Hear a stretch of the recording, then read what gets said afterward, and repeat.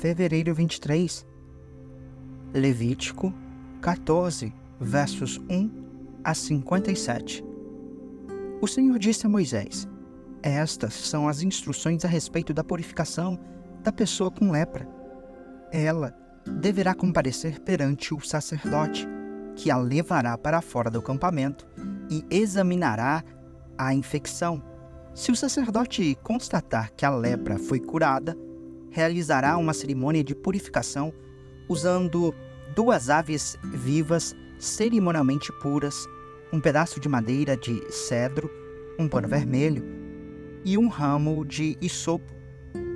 O sacerdote mandará matar uma das aves sobre uma vasilha de barro cheia de água limpa. Em seguida, pegará a ave viva, o pedaço de madeira de cedro, o pano vermelho e o ramo de hisopo, e os molhará no sangue da ave que foi morta sobre a água limpa. Depois disso, o sacerdote aspergirá 7 vezes o sangue da ave morta sobre a pessoa que está sendo purificada da lepra. Quando o sacerdote tiver purificado a pessoa, soltará a ave viva em campo aberto. A pessoa que está sendo purificada lavará suas roupas, rasgará todos os pelos e se banhará com água. Estará cerimonialmente pura e poderá voltar ao acampamento. Contudo, ficará fora de sua tenda por 7 dias. No 7º dia, raspará novamente todos os pelos, cabelos, pelos faciais e sobrancelhas. Lavará também suas roupas e se banhará com água. Desse modo, estará cerimonialmente pura. No 8º dia, a pessoa que está sendo purificada trará 2 cordeiros sem defeito e uma cordeira de 1 ano e sem defeito, junto com uma oferta de cereal de 6 litros de farinha da melhor qualidade, umedecida com azeite, e uma caneca de azeite. O sacerdote encarregado da cerimônia apresentará a pessoa a ser purificada, junto com as ofertas, diante do Senhor, à entrada da tenda do encontro. O sacerdote pegará um dos cordeiros e o azeite e os apresentará como oferta pela culpa, movendo-os para o alto como oferta especial para o Senhor. Em seguida, matará o cordeiro no lugar sagrado, onde são mortos os animais para as ofertas pelo pecado e para os holocaustos. Assim, como a oferta pelo pecado, a oferta pela culpa pertence ao sacerdote. É uma oferta santíssima. Depois disso, o sacerdote pegará um pouco do sangue da oferta pela culpa e o colocará na ponta da orelha direita, no polegar da mão direita e no polegar do pé direito da pessoa que está sendo purificada. O sacerdote também colocará um pouco do azeite na palma de sua mão esquerda. Molhará o dedo direito no azeite na palma da mão esquerda e com ele aspergirá 7 vezes diante do Senhor.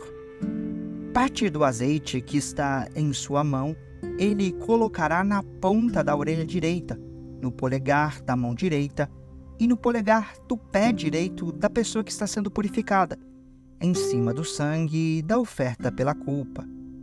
O sacerdote colocará o azeite restante em sua mão na cabeça da pessoa que está sendo purificada.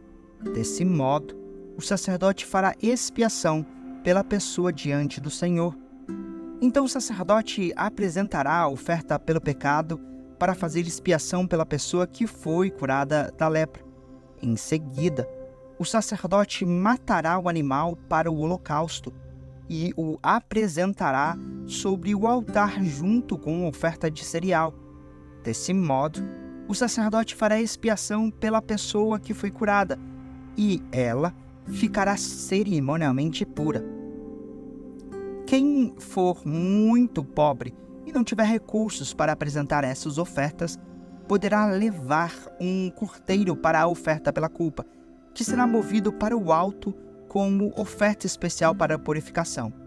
Levará também 2 litros de farinha da melhor qualidade, umedecida com azeite para oferta de cereal e uma caneca de azeite. A oferta incluirá ainda 2 rolinhas ou 2 pombinhos, de acordo com os recursos da pessoa. Uma das aves será usada para a oferta pelo pecado e a outra para o holocausto. No 8º dia da cerimônia de purificação, a pessoa que está sendo purificada levará as ofertas ao sacerdote na presença do Senhor, à entrada da tenda do encontro. O sacerdote pegará o cordeiro para a oferta pela culpa, junto com o azeite, e os moverá para o alto como oferta especial para o Senhor. Depois disso, o sacerdote matará o cordeiro para a oferta pela culpa. Pegará um pouco do sangue e o colocará na ponta da orelha direita, no polegar da mão direita e no polegar do pé direito da pessoa que está sendo purificada. O sacerdote também derramará um pouco do azeite na palma de sua mão esquerda. Molhará o dedo direito no azeite na palma de sua mão esquerda e com ele aspergirá 7 vezes diante do Senhor. Parte do azeite que está em sua mão ele colocará na ponta da orelha direita, no polegar da mão direita e no polegar do pé direito da pessoa que está sendo purificada, em cima do sangue da oferta pela culpa. O sacerdote colocará o azeite restante em sua mão na cabeça da pessoa que está sendo purificada. Desse modo, o sacerdote fará expiação pela pessoa diante do Senhor. Então o sacerdote oferecerá as 2 rolinhas ou os 2 pombinhos de acordo com os recursos da pessoa. Uma das aves é uma oferta pelo pecado e a outra é um holocausto. Serão apresentadas junto com a oferta de cereal. Desse modo, o sacerdote fará expiação pela pessoa diante do Senhor. Estas são as instruções para a purificação daqueles que se recuperam da lepra, mas que não têm recursos para levar as ofertas requeridas para a cerimônia de purificação. Então o Senhor disse a Moisés e a Arão: quando chegarem a Canaã, a terra que eu lhes dou como propriedade, e eu contaminar com manchas de mofo algumas das casas de sua terra, o dono de uma dessas casas irá ao sacerdote e dirá: minha casa parece ter manchas de mofo. Antes de entrar para examinar a casa, o sacerdote mandará esvaziá-la, a fim de que nada dentro dela seja declarado cerimonialmente impuro. Em seguida, entrará na casa e examinará o mofo nas paredes. Se encontrar manchas esverdeadas ou avermelhadas e a contaminação parecer mais profunda que a superfície da parede, o sacerdote sairá pela porta e isolará a casa por 7 dias. No 7º dia, o sacerdote voltará para examiná-la. Se constatar que as manchas se espalharam nas paredes, o sacerdote ordenará que as pedras das áreas afetadas sejam removidas e levadas para fora da cidade, até um lugar cerimonialmente impuro. Depois disso, as paredes internas da casa serão inteiramente raspadas e o material raspado será jogado num lugar impuro fora da cidade. Outras pedras serão trazidas para substituir as que foram removidas e as paredes serão rebocadas com barro novo. Se, contudo, o mofo reaparecer depois de todas as pedras terem sido substituídas e de a casa ter sido raspada e rebocada de novo, o sacerdote voltará e examinará a casa. Se constatar que as manchas de mofo se espalharam, é evidente que as paredes foram contaminadas por mofo corrosivo e a casa está impura. Será demolida e suas pedras, madeiras e todo o seu reboco serão levados para fora da cidade, até um lugar cerimonialmente impuro. Quem entrar na casa durante o período de isolamento ficará cerimonialmente impuro até o entardecer. Quem dormir ou comer na casa deverá lavar suas roupas. Se, contudo, o sacerdote voltar para examinar a casa e constatar que as manchas de mofo não reapareceram depois de colocado reboco novo, ele a declarará pura, pois é evidente que o mofo desapareceu. A fim de purificar a casa, o sacerdote pegará 2 aves, um pedaço de madeira de cedro, um pano vermelho e um ramo de hisopo. Matará uma das aves sobre uma vasilha de barro cheia de água limpa.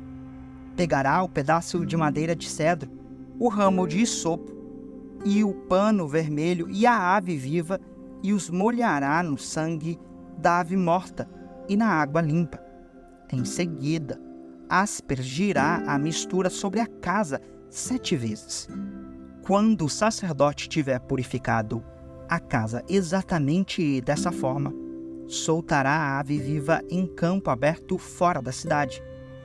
Desse modo, o sacerdote fará expiação pela casa, e ela ficará cerimonialmente pura.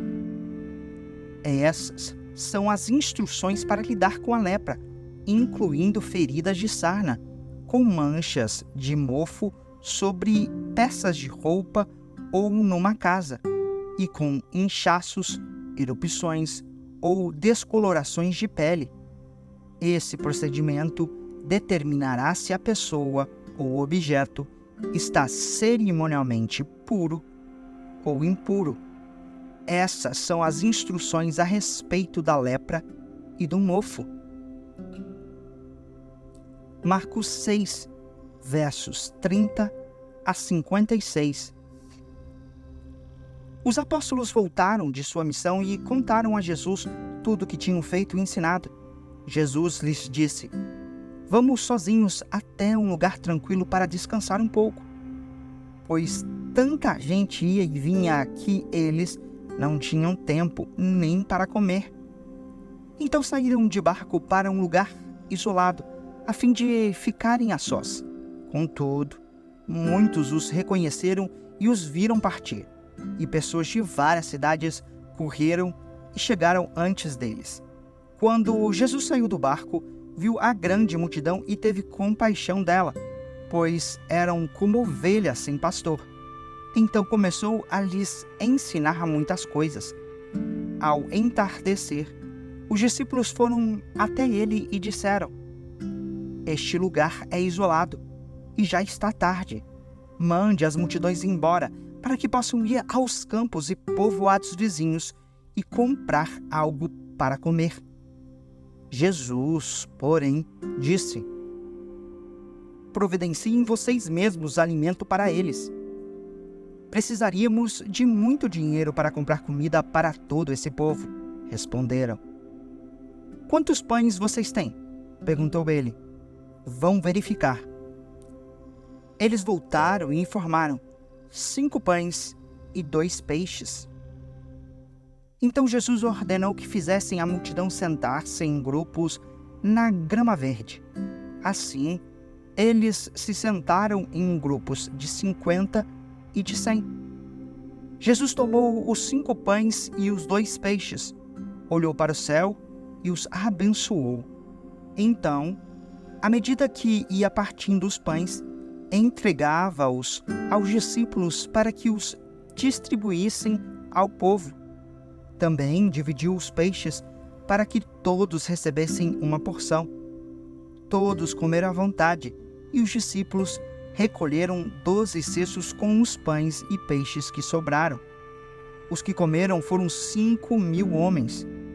Logo em seguida, Jesus insistiu com seus discípulos que voltassem ao barco e atravessassem o mar até Betsaida, enquanto ele mandava o povo para casa.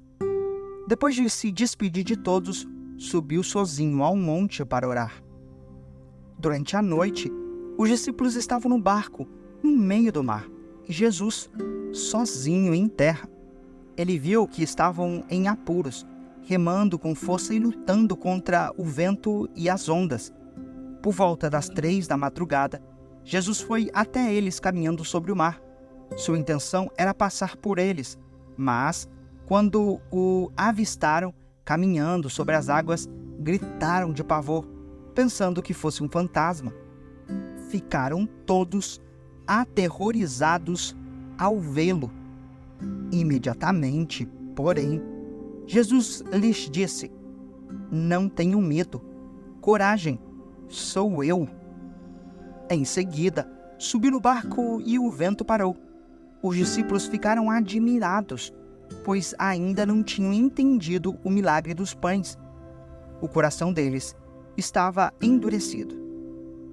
Depois de atravessarem o mar, chegaram a Genezaré. Levaram o barco até a margem e desceram. As pessoas reconheceram Jesus assim que o viram. Quando ouviam que Jesus estava em algum lugar, corriam por toda a região, levando os enfermos em macas para onde sabiam que ele estava. Aonde quer que ele fosse, aos povoados, às cidades ou aos campos ao redor, levavam os enfermos para as praças, suplicavam que ele os deixasse pelo menos tocar na borda de seu manto, e todos os que tocavam eram curados. Salmos 40, versos 1 a 10. Ao regente do coral, Salmo de Davi. Esperei com paciência pelo Senhor. Ele se voltou para mim e ouviu meu clamor. Tirou-me de um poço de desespero, de um atoleiro de lama. Pôs meus pés sobre uma rocha e firmou meus passos.